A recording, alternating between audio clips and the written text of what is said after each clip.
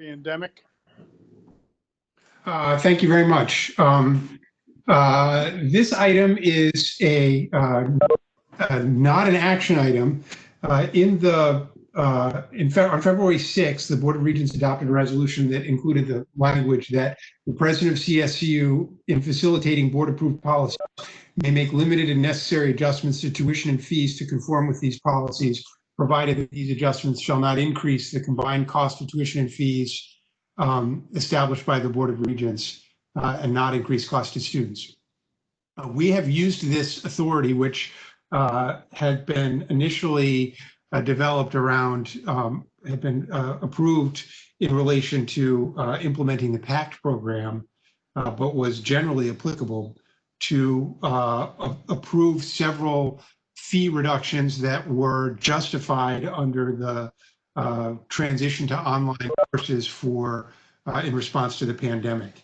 In particular, initially for this summer and then also for the fall, several of the universities have sought to reduce fees, additional fees for online courses, in reflection of the fact that, at least for the summer initially, the students had no choice but to take online courses.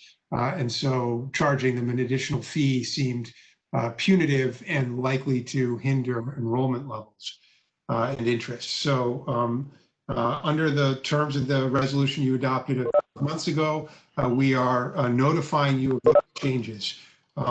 Those include 4 from Central, which are identified, principally taking a per course fee of $50 for online courses during the summer and changing it to a one-time charge of $50 rather than charging it for each course.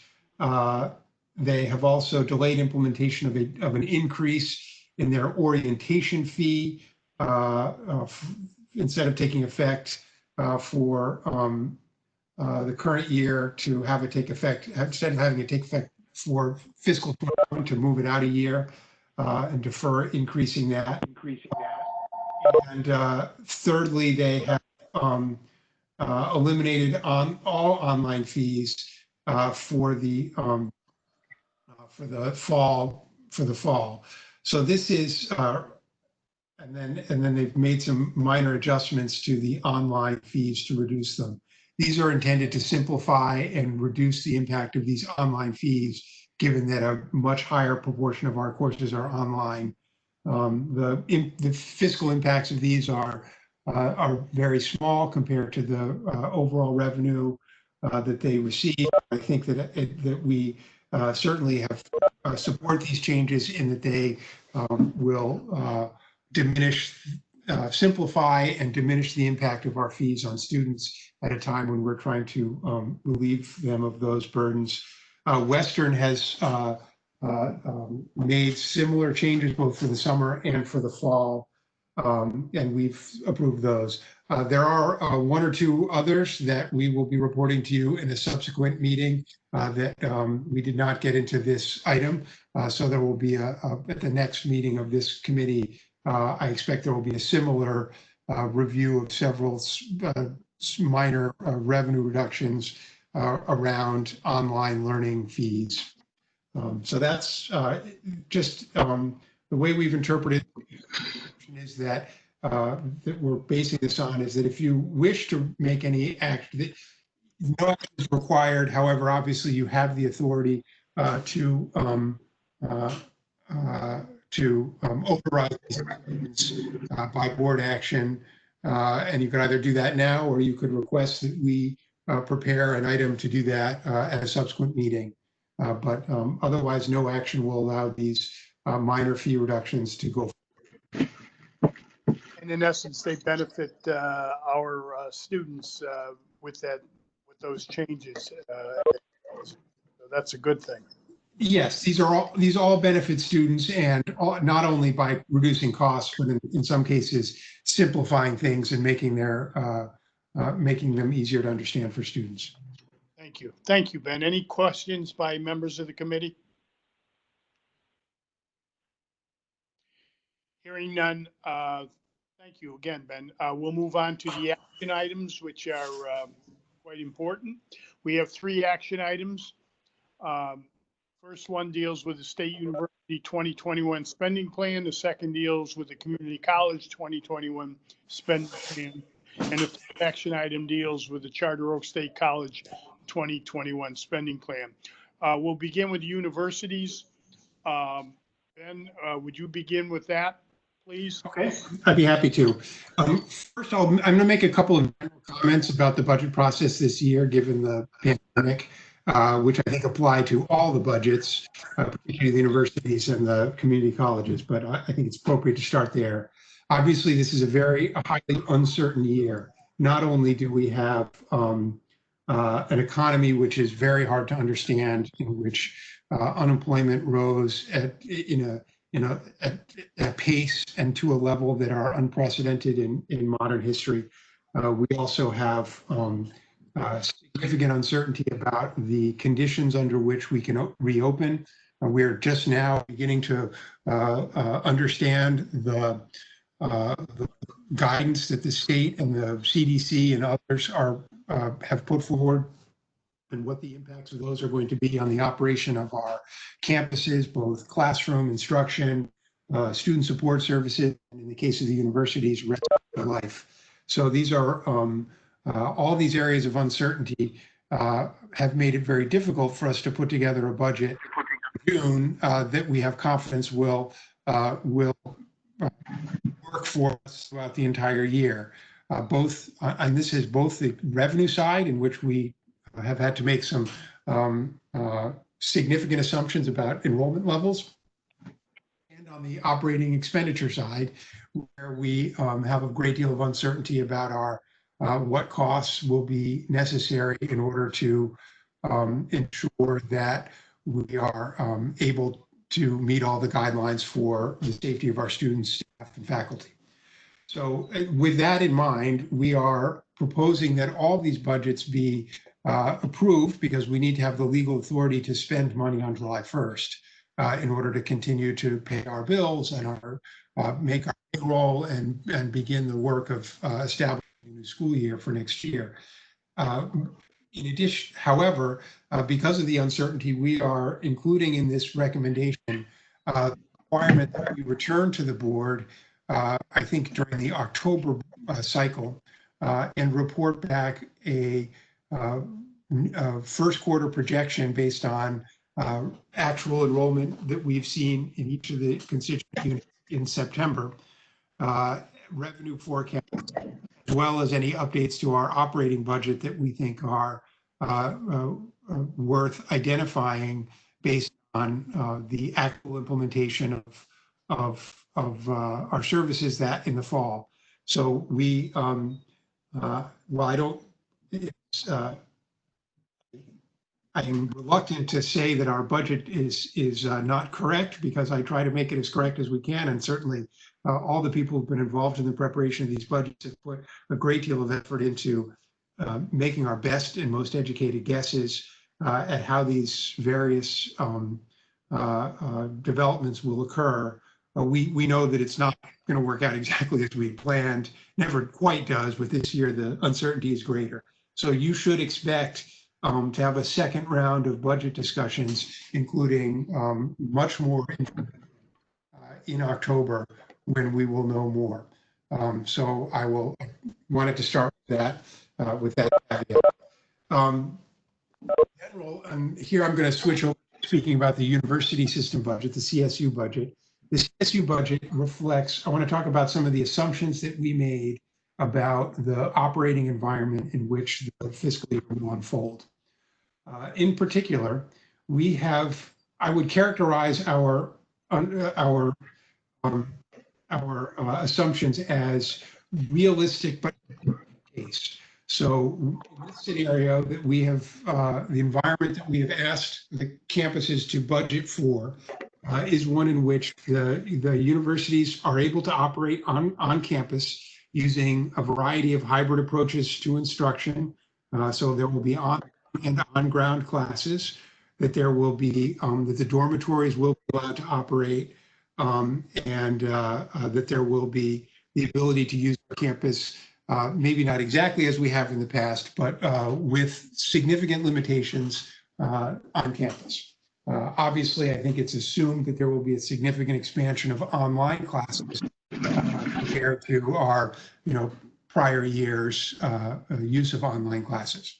Maybe not compared to this last several months, but certainly compared to prior years. I would point out that we were unable to be more specific about that because campuses only recently have received the guidance and the process for establishing reopening plans that will specify exactly which classes are going to be online and which classes are not going to be online, are going to be on ground, the nature of instruction, the nature of all the social distancing requirements, the use of facilities in new ways. All those are part of a planning process which is ongoing now. And so we've had to make some generalized assumptions about what those plans will look like in aggregate in order to develop a budget that you have before you today. In specific for the universities, and this is I'm on page 6 of 68 in the agenda. There's a table that shows some of the larger assumptions from each of the university's budget proposals. The three that I've identified are the fall enrollment change from fiscal 2020. They've all projected a 10% drop in enrollment, except Eastern, which believes that because of the nature of their institution and based on their early data from registration and commitment information from prospective students, they believe that they will have a less of a drop in enrollment, and so they have budgeted 2% drop. The housing occupancy rate, this is a little, this number moves around a little bit because of a number of institutions, including Eastern, and I think Southern and Central as well, maybe Western, have reconfigured many of their classrooms in recent years, and especially for the upcoming year, in order to not only meet student tastes for larger facilities, but also to reduce the number of small doubles and the like. So the housing occupancy actually has been reduced by actions about how to utilize those facilities at each of the universities. However, this rate reflects the percentage of the rooms that they are intending to have available for this year, the percentage of them that they believe will be occupied by fee-paying residents. So that shows you that we are all assuming about 3/4 occupancy, a little less in the case of Western, a little more in the case of Eastern, that we will be seeing significant vacancy within our dormitories. This would allow them to set aside rooms for quarantine purposes and to underfill them for social distancing purposes. The specifics of those plans at each university are not yet available, but that planning is in process, and we think this is a reasonable estimate of what the outcome of those plans will be in aggregate as it relates to revenue. And then the third column shows the change in total revenue compared to the budget. And as you can see, we're projecting a decline in revenue in all three cases, although less extreme at Eastern because of their assumptions about higher levels of enrollment. And again, to the point that this is a realistic but not worst case scenario, there clearly are scenarios that could be worse. And I just was reminded with a conversation that lead up to this meeting, many other universities around the country and around New England are using 10% and larger drops in enrollment as a budgeting expectation now. So somebody mentioned that UMass is considering a 12% reduction in enrollment. So I think that we are in line with the industry in projecting this level of enrollment in the kinds of universities that we are in the public regional universities. So There are some specifics that are identified there. Obviously, this budget includes the use of CARES Act funding, although in the case of the universities, all the CARES Act funding is being expended in fiscal 20. So there is no CARES Act for them for 21. Although the use of CARES Act in 20 has significantly improved has added to their reserve levels anticipated for the end of this fiscal year.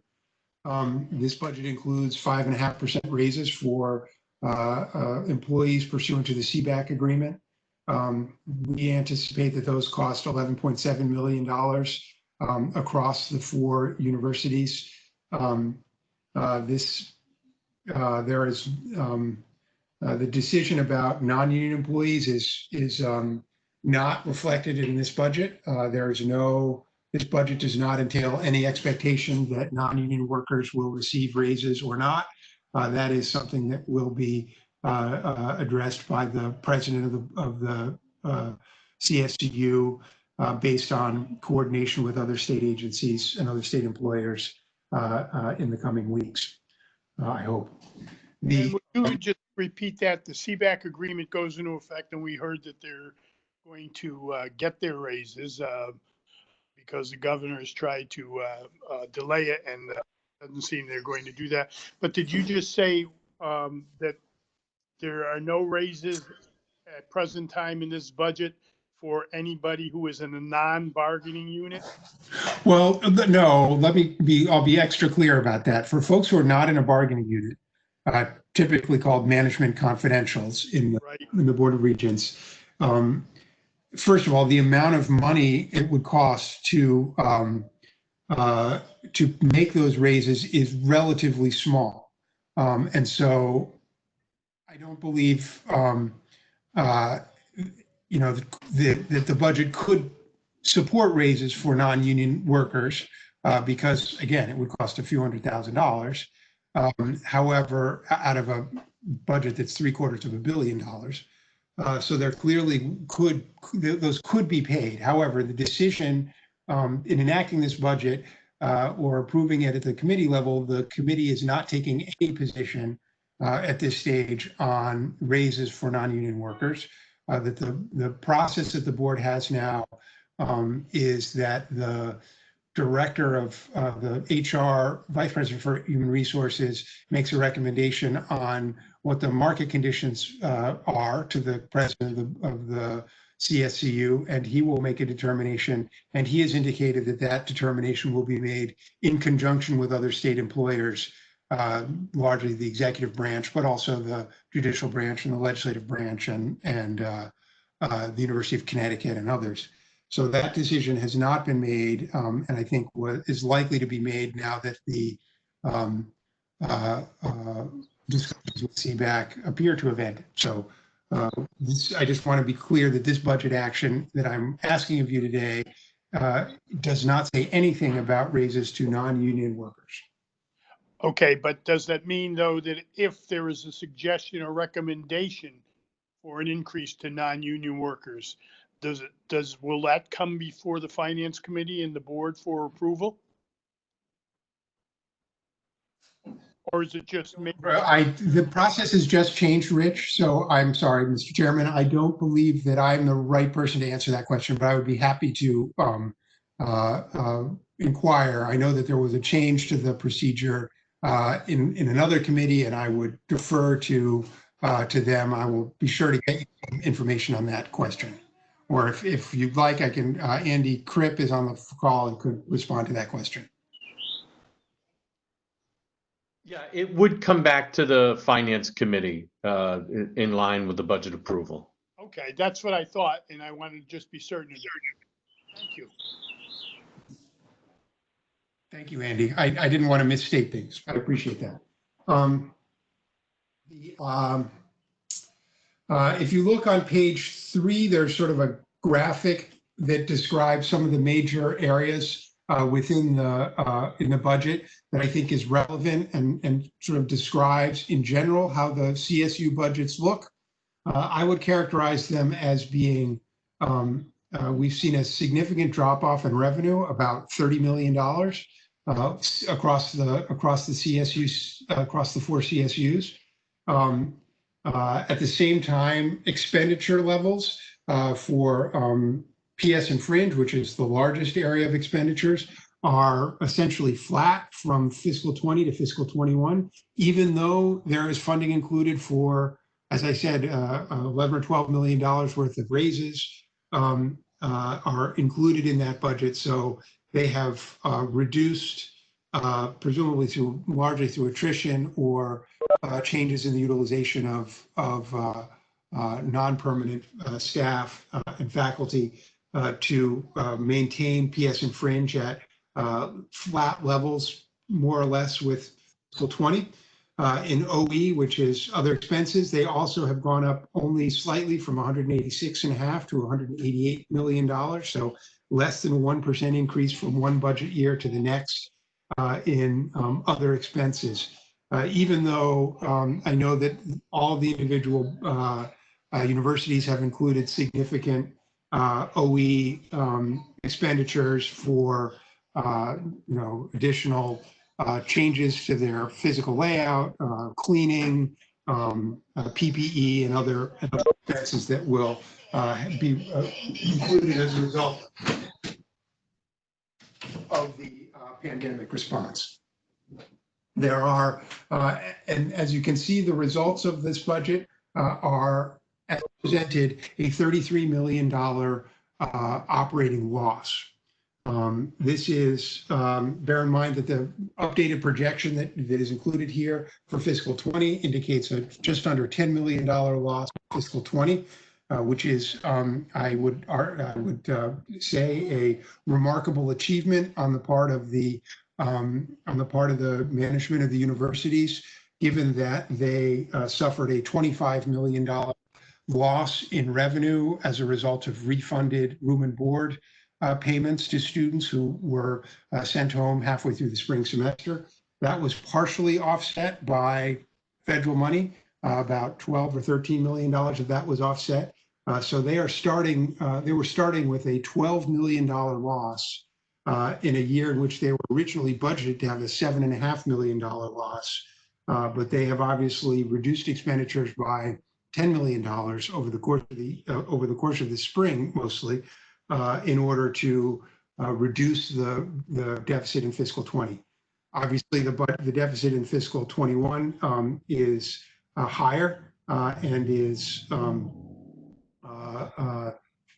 not something that any of the universities are taking lightly, and I'm sure they are.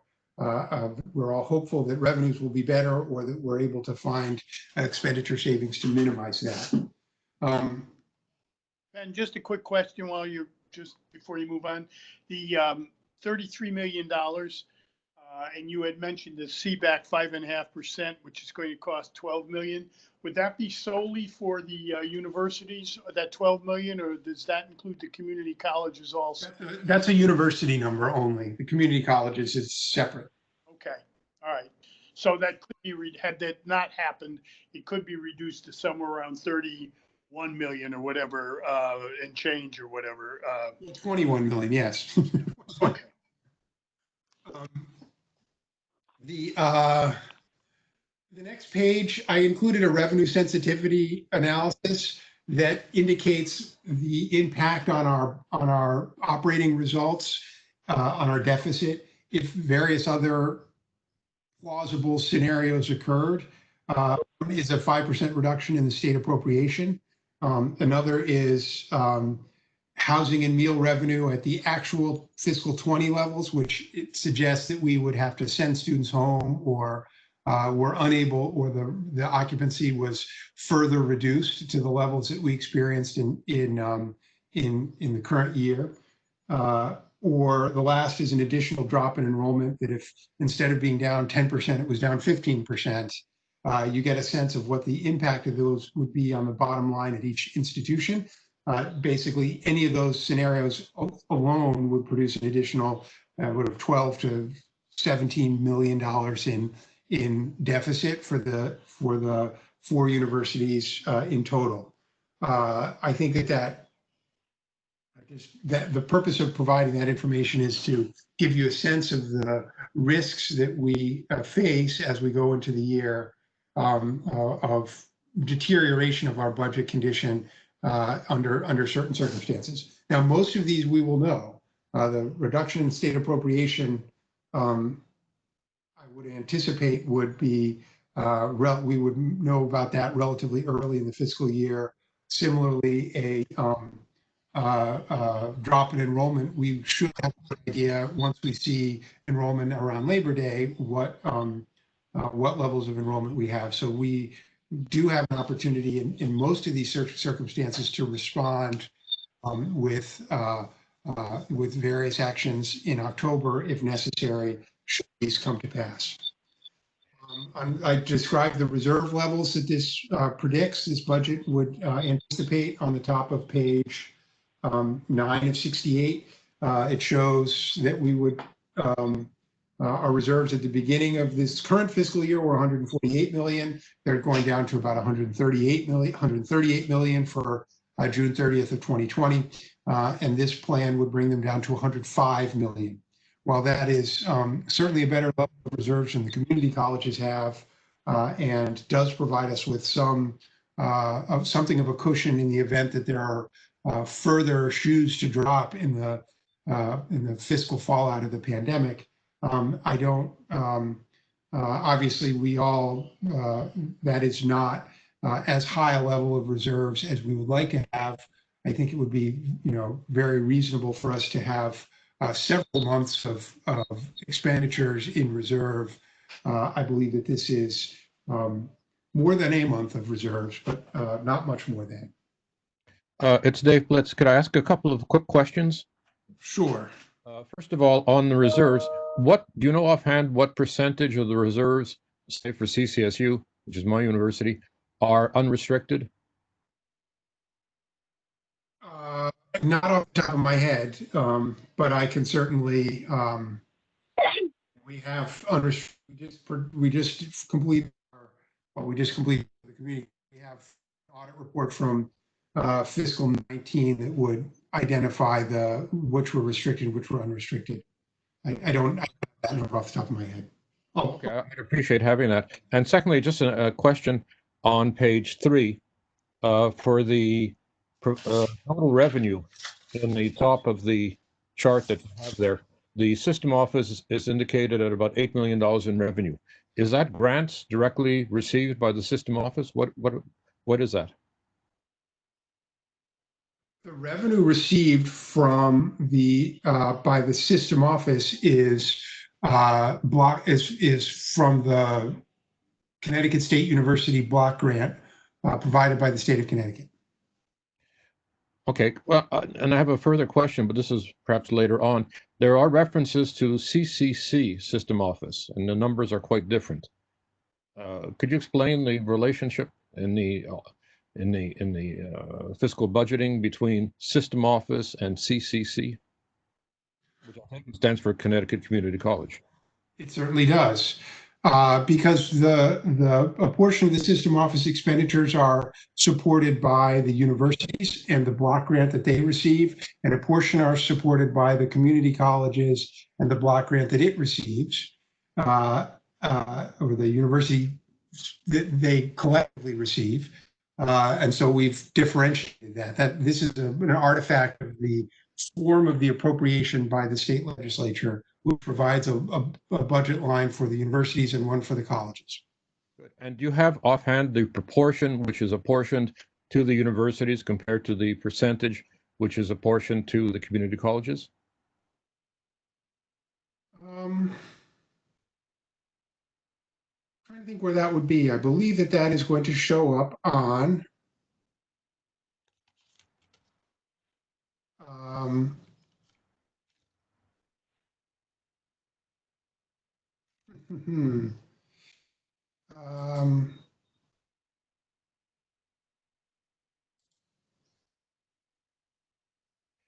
I think it's page 33. That's the one that I have. The CCC system office. So now we're talking about actual total revenue and total revenue and total expenses. listed there as $35.7 million expenses. For which fiscal year are you talking about? 2019 to 2020 projection. It's on page 33 of the package.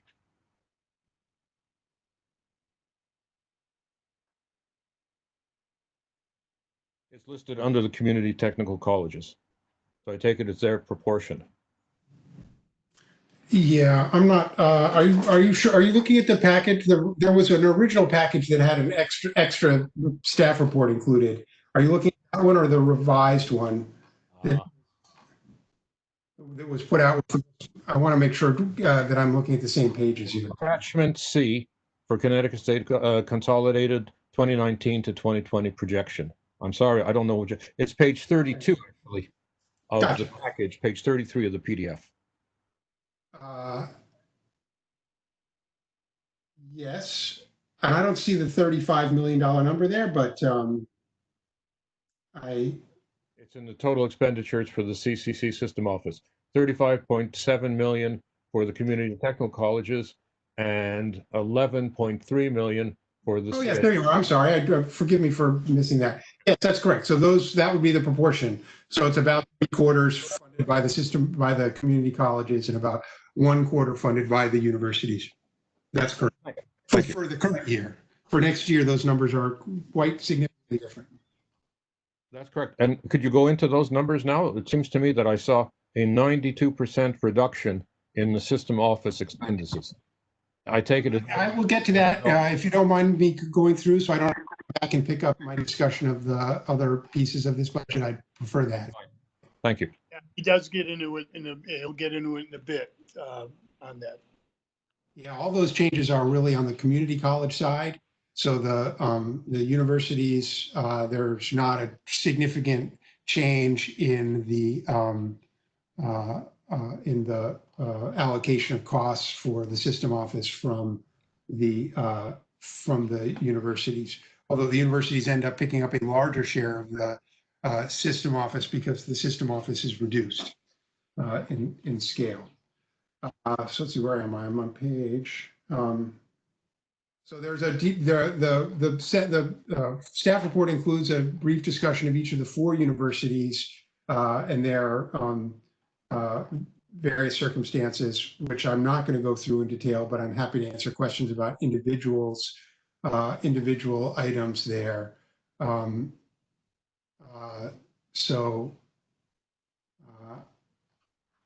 Happy to. Are there any other questions about the university budgets before I move on to the community colleges?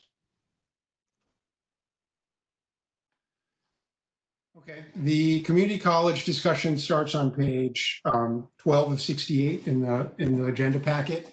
The community college is proposing a 21 spending plan with combined revenues of 506 million and expenditures of 518 million. That produces a deficit or drawdown of reserves of $12 million. Plus, this budget suggests that the board approve use of an additional $3 million of system office reserves to support funding for the PACT program for the fall of 2020. That would bring the total deficit of the entailed or the drawdown of reserves that this budget reflects would be $15 million, just slightly under $15 million. I want to point out that there's some important ways that this plan, the community college, as Professor Blitz indicated, the community colleges are significantly reorganized how we have budgeted for them. These changes are reflect a few things, but principally they reflect our continued implementation of Students First. The Students First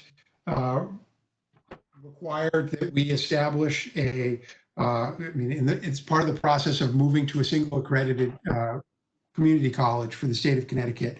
The board at its last meeting established Connecticut State Community College, named an interim president and CFO and provost, and has begun to carry that out. At the same time, several of the student success initiatives that are included in and financial savings initiatives that are included in students are specifically advanced here.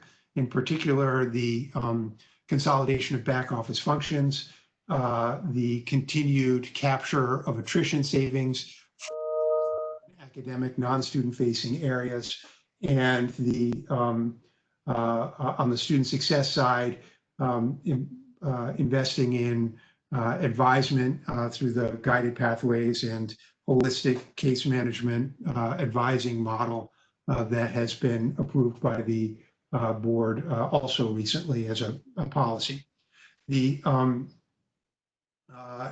if you look at there's a table on page 9 that shows reserve levels and projected results, actual and proposed in the left column, and in the right-hand column, based on the Students First projection from February. So this was what we thought Students First was going to look like over the next several years before the pandemic changed everybody's opinions about the world.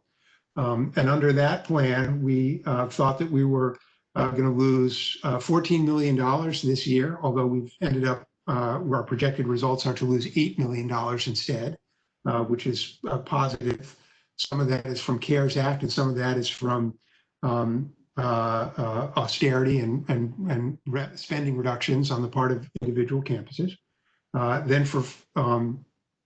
So we are starting the year at $32 million.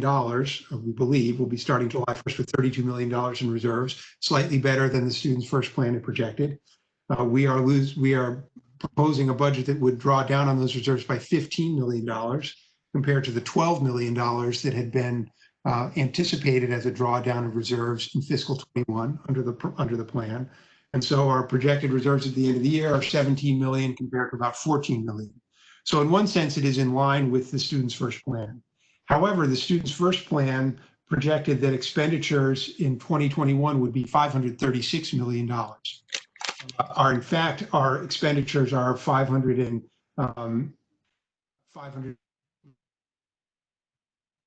lower, and that 518 includes funded in.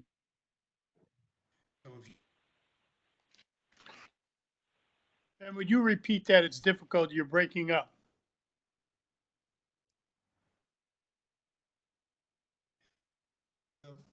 Students First plan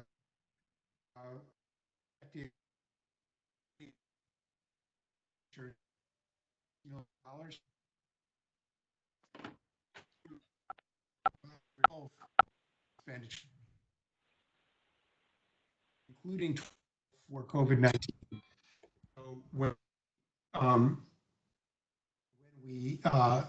So we are significantly below, I would argue, $30 million lower than the plan. That is a reflection of our reduced revenue expectations as a result of the COVID-19 situation that we're in.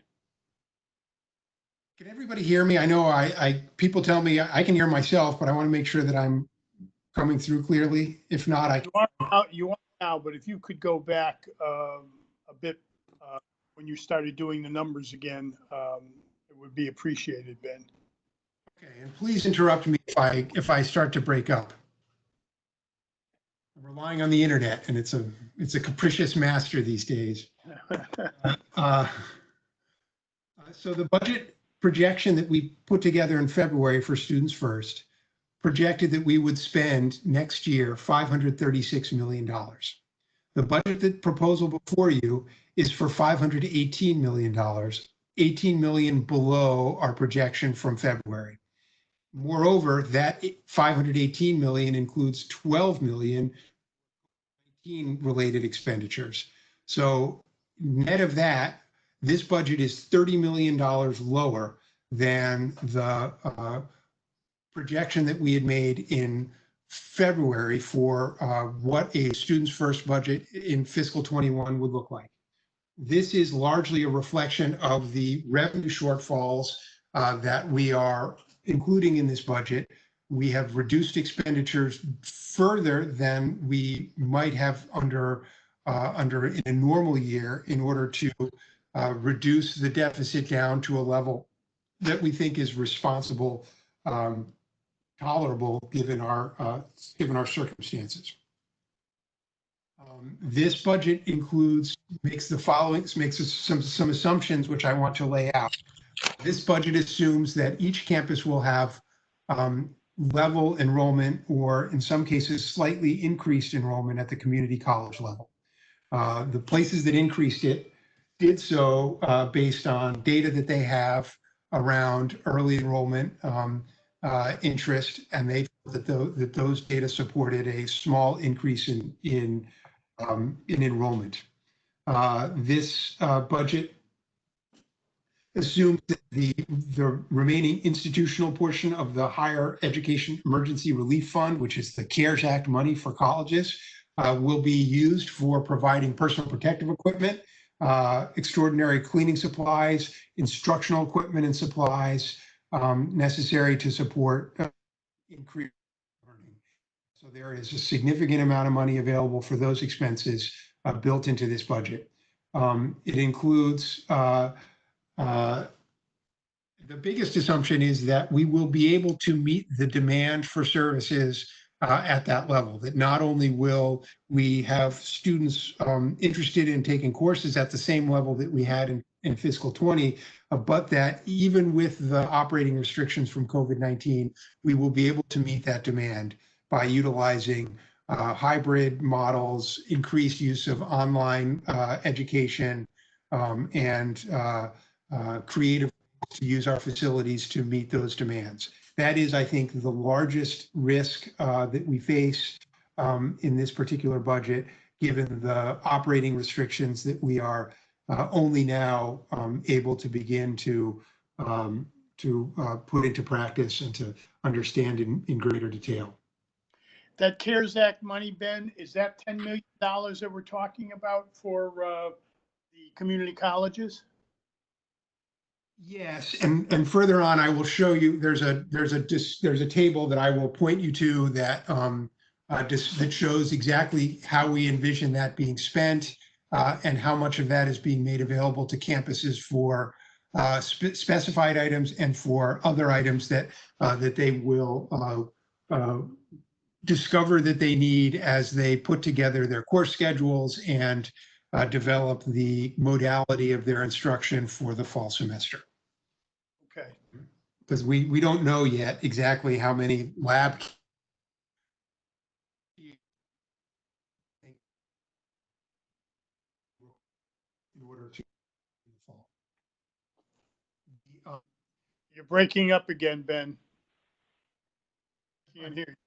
Can you hear me? No. Call in there, case. Okay. Now we can. Call in on a landline and see if I can get a better.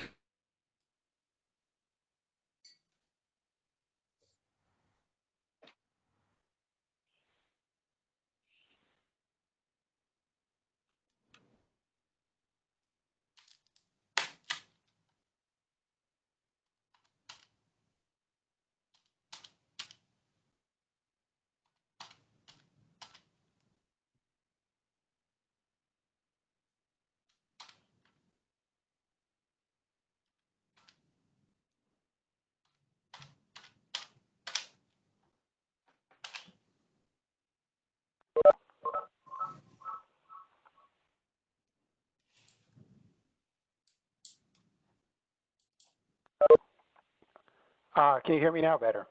Yes. Thank you. Okay. Sorry about that. Sorry for the delay. Where was I? I wanted to mention that the assumption that we would have level enrollment while the universities are projecting a 10% decline reflects our belief that the high level of unemployment plus the uncertainty surrounding operations of institutions of higher education nationally are likely to produce an uptick generally or a stronger interest in community college education this fall and in the spring relative to what we anticipate at the universities.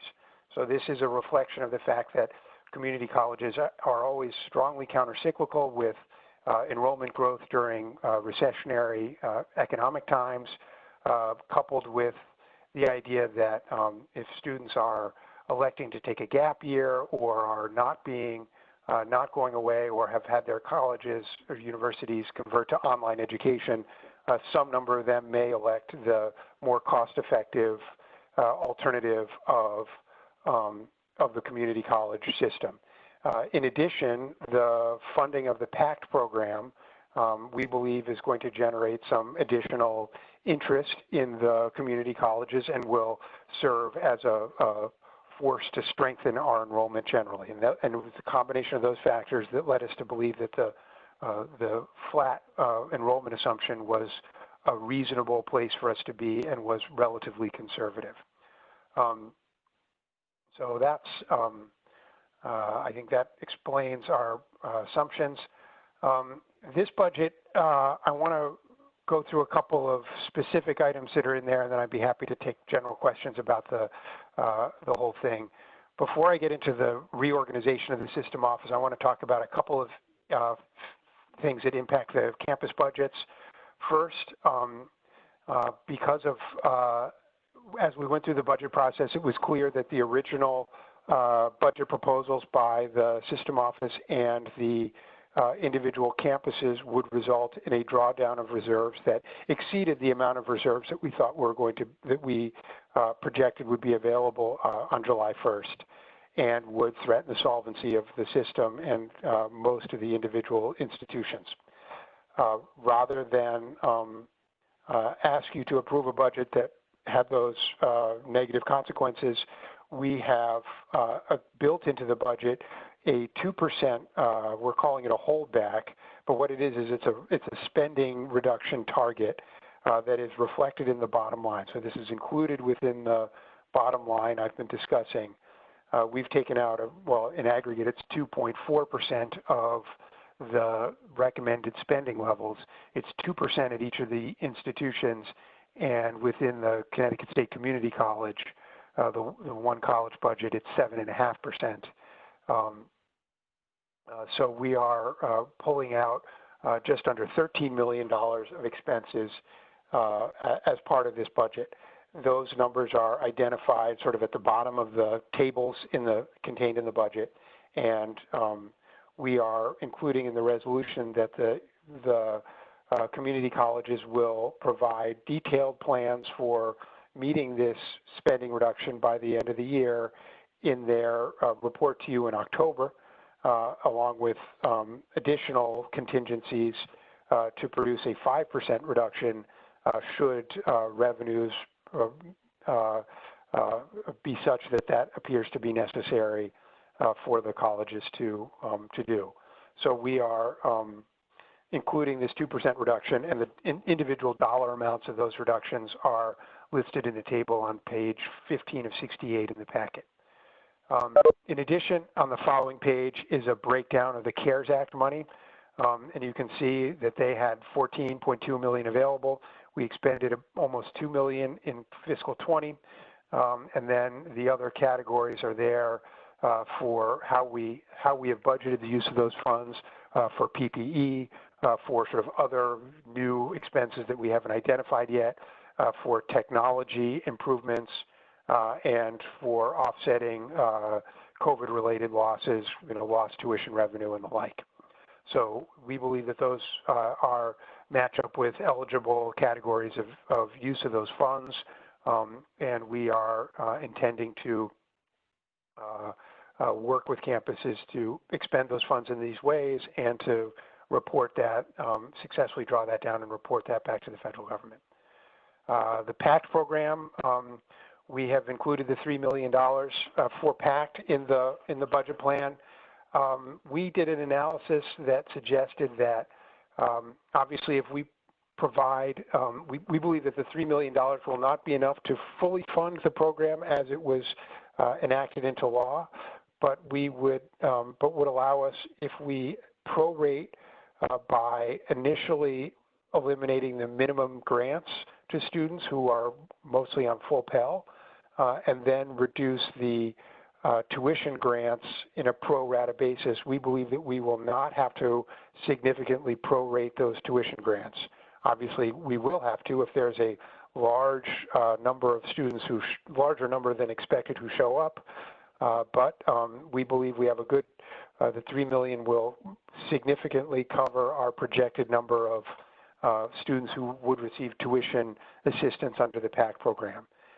So we would obviously then, in that case, get all that money back as tuition payments to us. We would lose some out-of-pocket payments that those students would have made. However, we will gain some additional revenue from students who otherwise would not have attended the Connecticut community colleges, many of whom would be able to attend for free because of the Pell program. We project, based on a pretty conservative set of assumptions, that this will bring in an additional $2 million in tuition revenue supported by Pell grants, which is, benefits the students and benefits the institutions. So we think that this is a good investment now and capitalizes on all the marketing investment and effort we've made around the PAC program up until now. So we think that this helps support the level of revenues that we have and gives us a better opportunity to grow those revenues maybe in the fall, or certainly more likely in the spring and subsequent years once the state assumes funding of the program. So we are going to fund it ourselves out of our budget rather than with the state funding it? With that $3 million, Ben?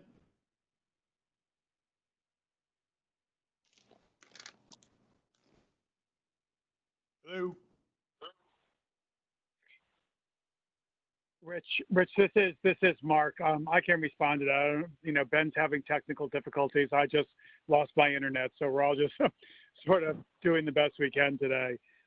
Yes, so we are going to fund the initial fall implementation by our reserves, with the understanding and conversations that have been had with legislative leaders that we would be reimbursed when they come back in session for that amount, and that they would continue to fund the program into the spring semester as well. We've made it clear that we're unable to do it for the spring, but given the commitment, I think, that the state has made to prospective students, and given the, I think, interest in our community colleges that have been exhibited because of the pandemic especially, we feel that we need to start the program. We need to make good on our pledge to advance Connecticut. And we will be, seeking not only reimbursement for the $3 million, but there's an understanding that has been conveyed to legislative leaders that we cannot fund the program beyond the fall. So we will not be using any other funding for the spring or beyond. Well, but depending on the number of students that apply for it, we may have to do it not at 100%, but proportionally. Isn't that correct? That's correct. That's correct. We have the legislation that was enacted last year gives us the flexibility to prorate grants should there not be enough funding to fully fund all of the grant applications that come in. But we believe that even if we have to prorate the grants, we are beginning the program, and we are beginning to, I think, live up to the pledge that the state made to provide free community college to our residents. Okay, thank you. All right, that answers my. You're welcome. Thank you. Ben, are you back?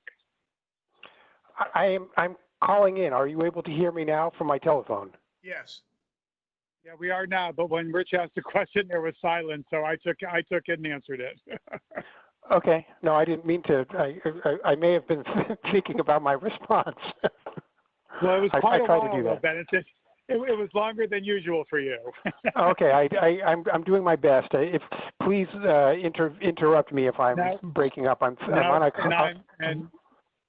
I answered the question, so we can move on. Thank you. All right, thank you. So the last thing I want to cover is the reorganization of the system office and the Connecticut State Community College budgets, which is discussed in the staff report starting on page 17 of 68. That, as you know, the Students First plan calls for a single accredited community college, and we have named and appointed some officials to that college. This budget reflects that transition by taking expenses within what had previously been the system office, well, it's still the system office, much reduced, taking expenses that had been budgeted in the system office for the community colleges, and including staff who were part of the serving the community colleges, and reallocating those resources into a Connecticut State Community College budget.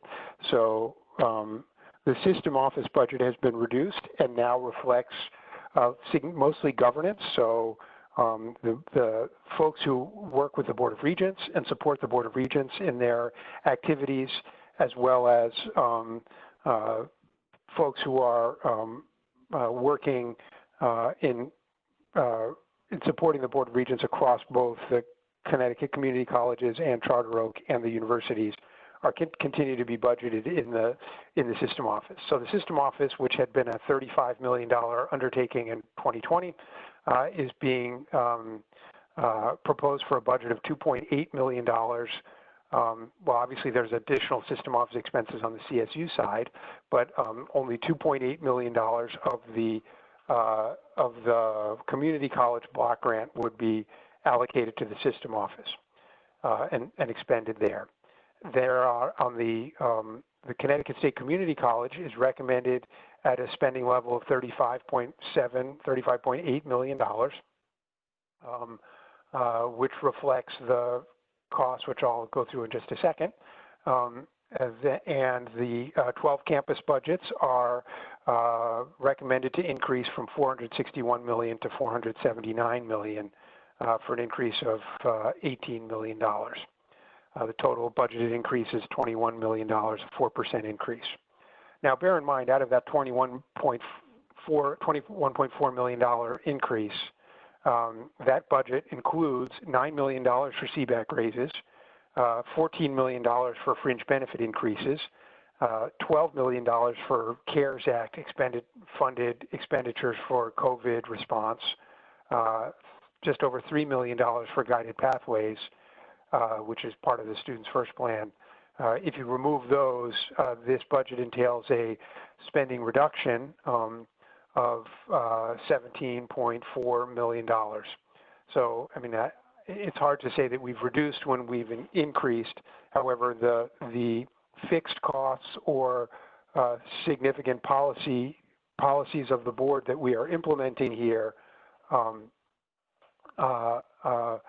are greater than the increase in the total expenditures. So I think that that's another way of saying that the budgets that you are considering for the community colleges are relatively austere and lean in the sense that they have been reduced to improve the operating results projected for fiscal 21 to limit the use of reserves to a tolerable level. The $35.7 million, $35.8 million for Connecticut State Community Colleges essentially includes just under $12 million for 28 staff members and $24 million for other expenses. Those other expenses are mostly technology, but some other academic supports as well. But those are almost entirely driven by costs for technology. A small amount of those costs are for implementing changes related to Students First. So, for instance, we are including the first year of expenditures for an effort to adapt our banner system to operations as a single community college, which requires some significant revisions to our ERP system those costs are there, as well as costs to support student success initiatives around guided pathways and advisement, which require training and technology support.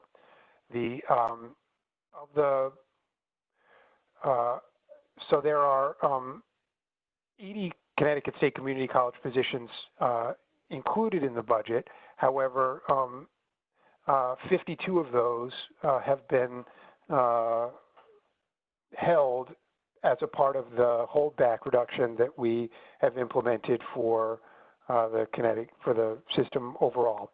So the budget that is before you funds only the 28 positions that I described before,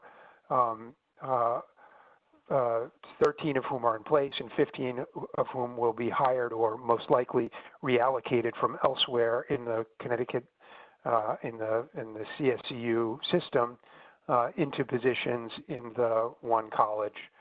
Those positions consist of 8 people in the executive leadership team.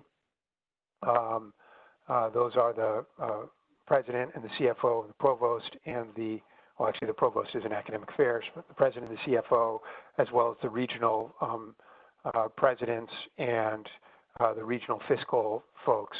That covers those 8. Academic and student affairs consists of 11 positions. Admissions, enrollment management, and registration financial aid is, it's a total of 17 positions. Once it's fully in, not all of those are being filled now. Guided pathways, we're proposing hiring an additional 3 staff members initially, and then there are an additional 41 positions among the 52 that have been deferred, which are the advisors themselves and the supervisors of those advisors. So we have postponed action on filling the rank and file advisor positions until we have a better look at the revenue in October.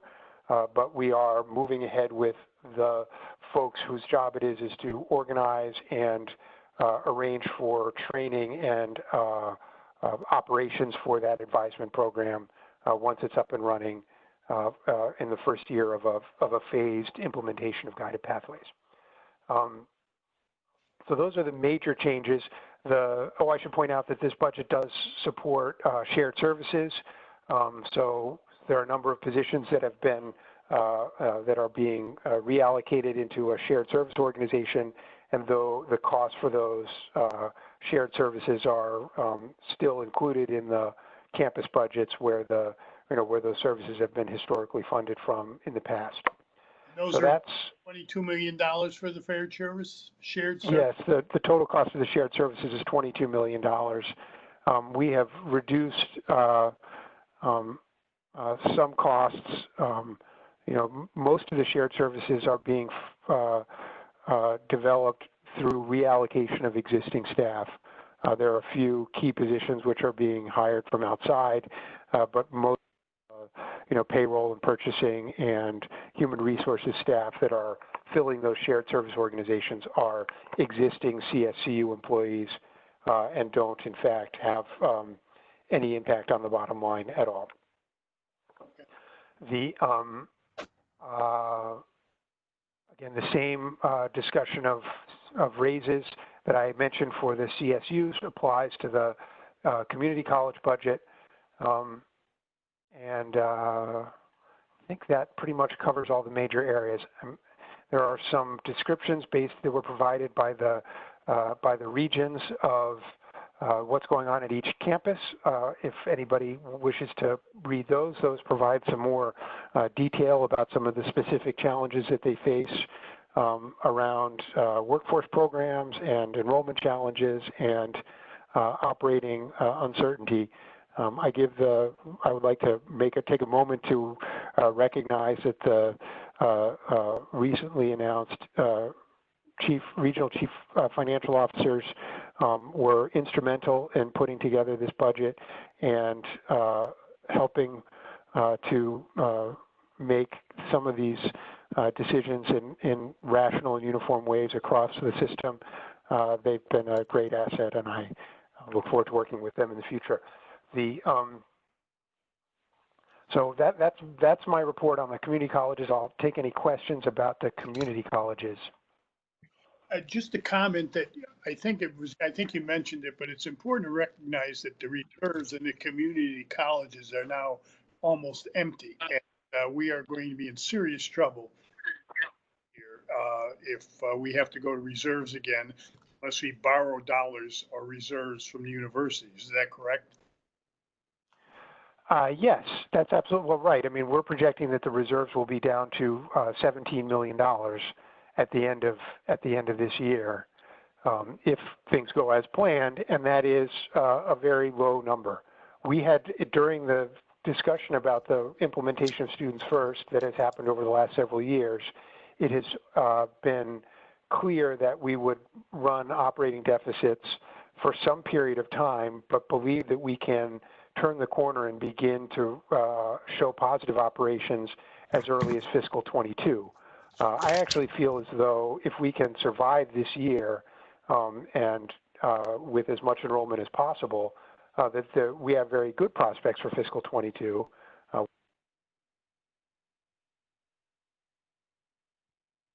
there any questions for Ben thus far on the community college budget? Yeah, it's Dave Blitz. I did have a question. I'm not Sure. clear on how you define staff. It's on page 14, and I think I'm now on the correct 69-page agenda items. How do you define staff? Because let me say, I was asked to look at the organizational charts, that 15-page document, which I presume is still in effect as the proposal. And I spent quite a bit of time, probably more time than I should have, trying to figure it out. But I came up with 118 positions at the level of president, vice presidents, associate vice presidents, chief officers, executive officers, and I went down as far as, I believe, the regional CEOs, plus another 63 at the level of the colleges and the regions themselves. So I'm just wondering, why did I get such a different number? How did you define staff in this? Is this just executive positions, I'd say management confidential, or is that including other individuals? Oh no, most of the staff that we're hiring are union members. All the people who are doing, I'm not sure all, there are a great number of union members. I don't have that breakdown off the top of my head, but there are plenty of, it's not all management confidential. The difference, I think, between the organization charts that you're referring to and the numbers that are reported here is this is a one-year budget. This is a spending plan for fiscal 21. And the rollout of the one college is something that we, I think that organization chart is where we anticipate the end product being when we are fully in place. But we clearly are not going to be hiring all those folks at once. At this stage, this budget includes 28 positions for the one college. If, we originally had included a larger number, 80, as I said, but we've reduced that because of the fiscal challenges that we face, and we'll be revisiting the question of staffing the one college when we come back before the finance, or maybe revisiting it when we come back before the committee in October with better projection of our results for fiscal 21.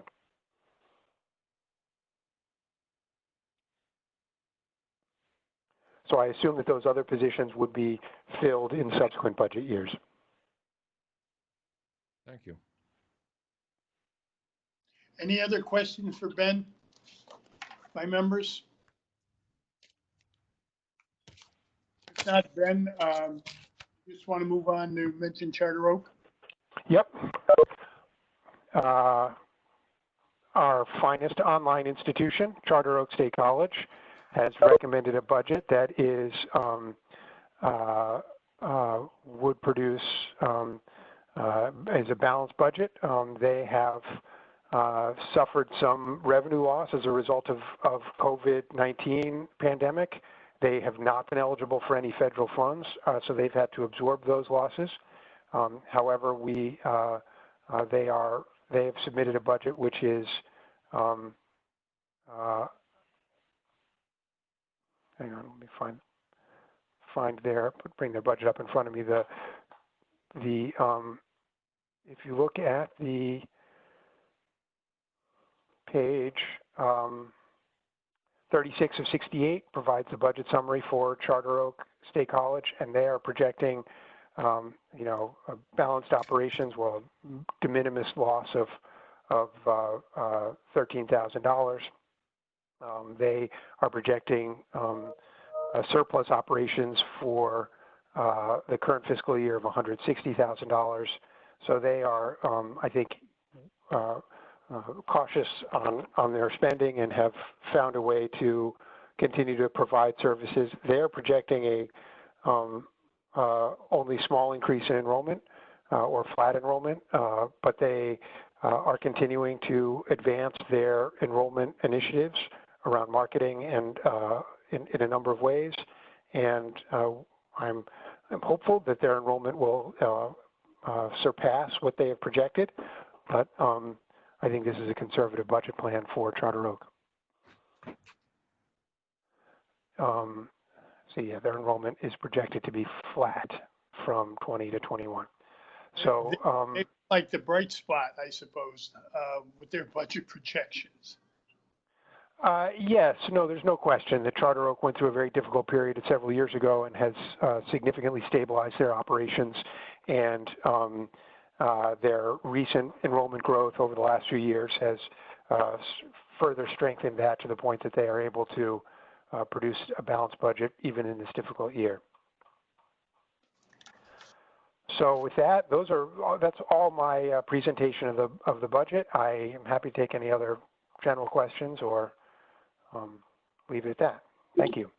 Are there any other questions for Ben by any members of the committee? If not, Mr. Chairman, Mr. Chairman, I'm sorry. Could I just make a comment before you move this for a vote? First of all, I really do want to thank Ben, and his team for doing an incredible job during an incredibly difficult time in the history of our state and of our system. Thank all of the folks on the campus who have worked really hard to put this budget together under very uncertain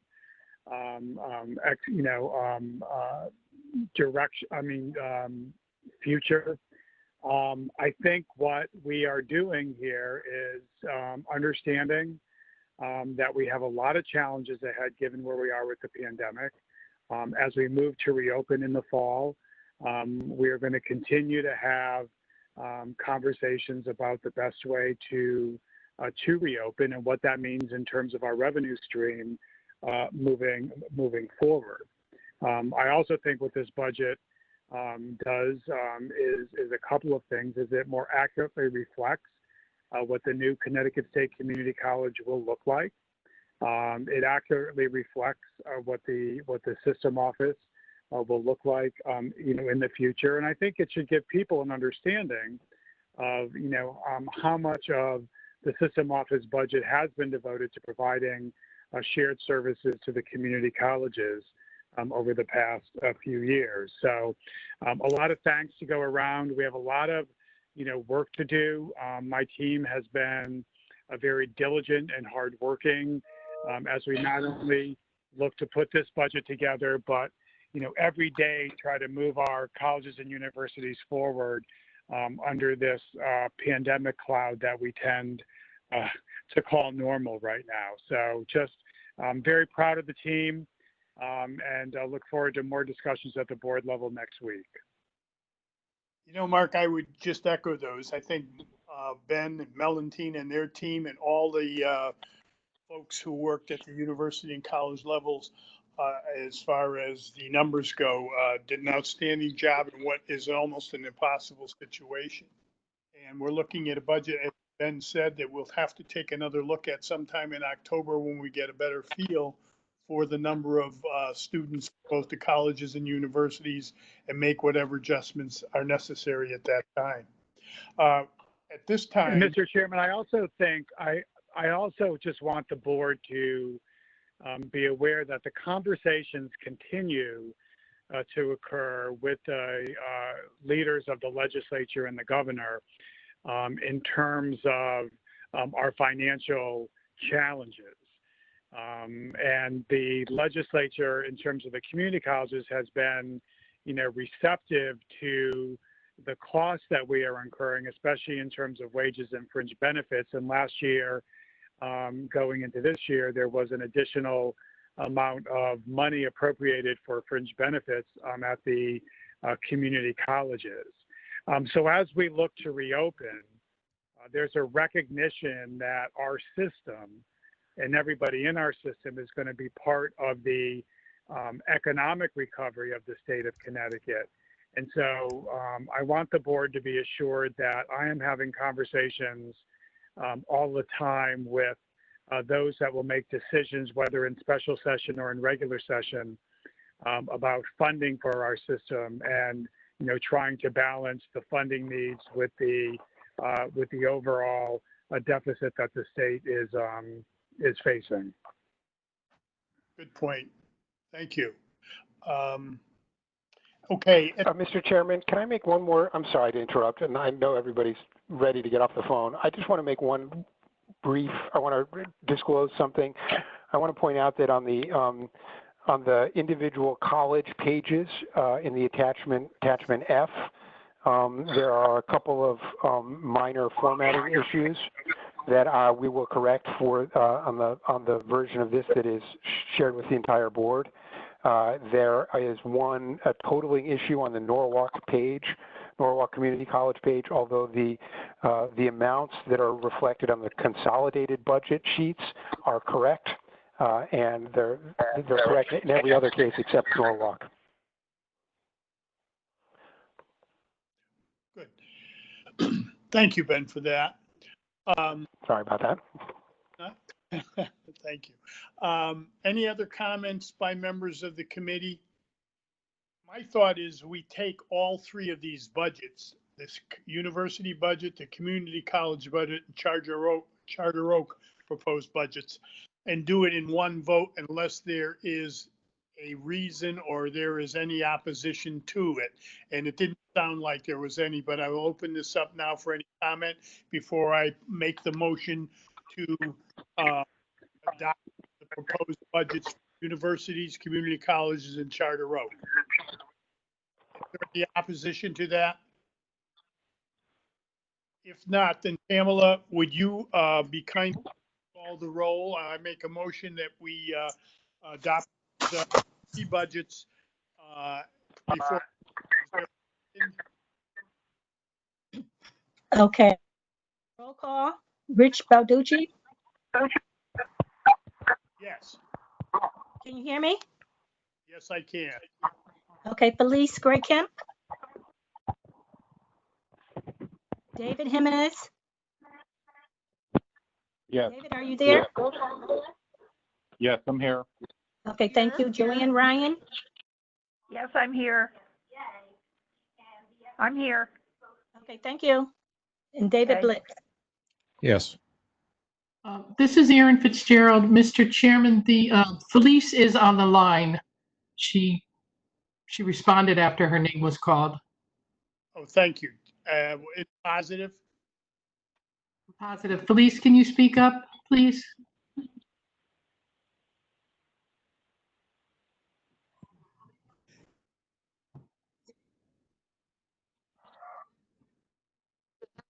Now we can.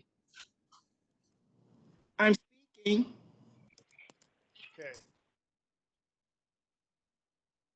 I think that's all correct.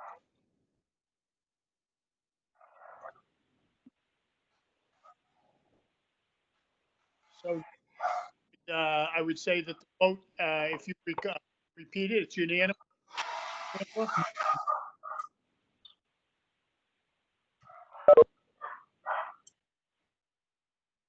Hello? Rick, Mr. Chairman, you're blinking in and out. Can you just restate what you asked? I'm sorry. Can you hear me now? Yeah. Okay. I was just going to ask Pamela to announce the results of the vote on the budgets. Okay, are all votes in favor of the resolution? Yes. Yes. Okay, Richard Balducci, yes. Felice Graycamp, Every, David Jimenez, Yes. Joanne Ryan. Yes. Okay, all are in favor? Yes. Aye. aye. Aye.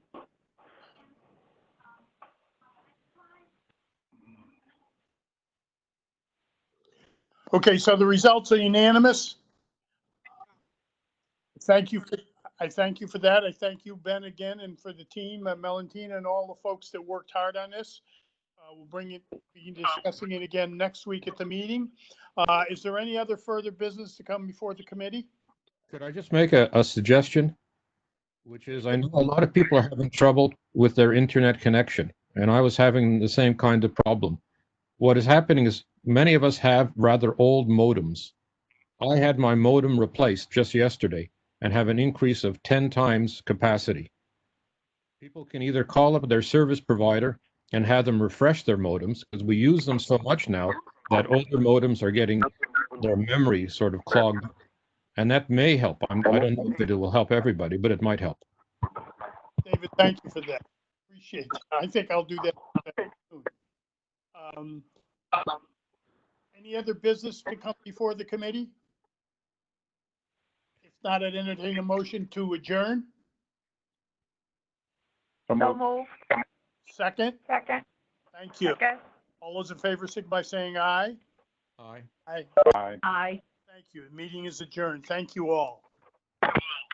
Thank you.